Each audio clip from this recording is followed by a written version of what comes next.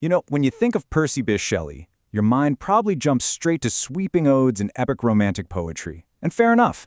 But behind all that famous verse, there was a radical thinker, a philosopher, and a political firebrand whose prose, well, it was arguably even more revolutionary than his poems. So today, we're going to dig into the rebel behind the rhyme. And yeah, that's really the big question for us, isn't it? We're going to peel back the layers on this legendary poet to find the prose writer underneath, the guy who took on the most powerful institutions of his time, from the church right up to the state itself.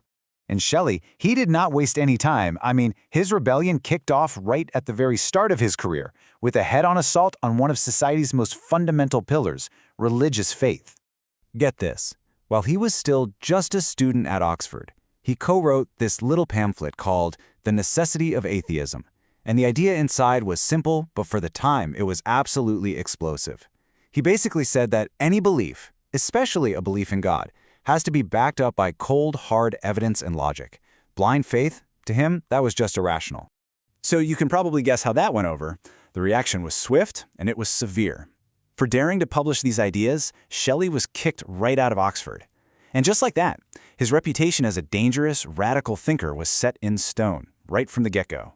This shows he wasn't just writing provocative stuff, he was living a life of total intellectual defiance. But what's really fascinating is watching how his thinking grew over time. You know, that early work was a very direct, reason-first rejection of God. But later on, in his essay on Christianity, his view got a lot more nuanced. He was still hammering away at organized religion and the authority of the church, but he also found this deep respect for the moral teachings of Jesus, things like love, compassion, and equality. For Shelley, the ethics were what really mattered, not the dogma. Okay, so let's see how this all builds into his philosophy about art and the human mind. Because if reason was the tool he used to tear down the old world, imagination was the tool he wanted to use to build a new one. So in his essay on life, Shelley gets into this pretty deep idea that none of us actually experience reality directly. It's more like our minds, our perceptions, our imaginations, they all act as a filter. And if that's true, it means absolute truth might be something we can never really know for sure. That puts a huge amount of power right back into the human mind to shape the world as we see it. And this, right here, brings us to his most famous piece of prose, A Defense of Poetry. See the logic? If our world is shaped by imagination, then who are the absolute masters of imagination? The poets. Shelley argues that poetry isn't just some nice hobby, it's a moral force. It's like a workout for our imagination, and a strong imagination is what gives us empathy, the ability to literally put ourselves in someone else's shoes. And because poets can tap into these deep truths and influence how we feel, they are the ones who are really shaping society. And all of that thinking culminates in this one single powerful sentence that just perfectly captures his entire philosophy. He truly believed that artists, by shaping our inner worlds of thought and feeling, have way more power to guide humanity than any king or politician ever could. So, if poets are the secret lawmakers, what kind of world did Shelley want them to help build?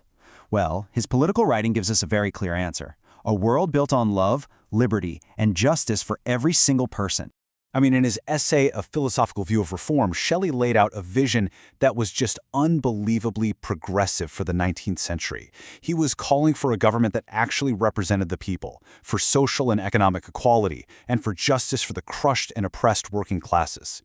He wasn't just some abstract philosopher, he was a passionate advocate for real, tangible change in the world. And the bedrock holding up this entire political vision? It was his unique idea of love. In his essay, On Love, he argued it wasn't just a romantic feeling, but this profound moral and spiritual force. Think of it as the engine of empathy. It's that desire that connects us to one another and pushes us to act with compassion and kindness. For Shelley, you simply couldn't build a just society without this principle of universal love at its core. So, when you put all the pieces together, what do you see? You see that Shelley's prose gives us this incredibly coherent and powerful worldview. One that links reason, imagination, and political reform into one single passionate call for a better world. So let's just quickly recap. From demanding that belief be grounded in reason in the necessity of atheism, all the way to arguing for massive political change in a philosophical view of reform, and then championing love as the moral glue holding it all together, Shelley's prose is constantly pushing us to think deeper, feel more, and fight harder for a more just world. He was so much more than just a poet. And that really leaves us with one last big thought. Shelley believed the artists and thinkers of his time were quietly writing the rules for the future. So it's worth asking ourselves right now, who are the unacknowledged legislators of our world? And maybe more importantly, what kind of future are they imagining for us?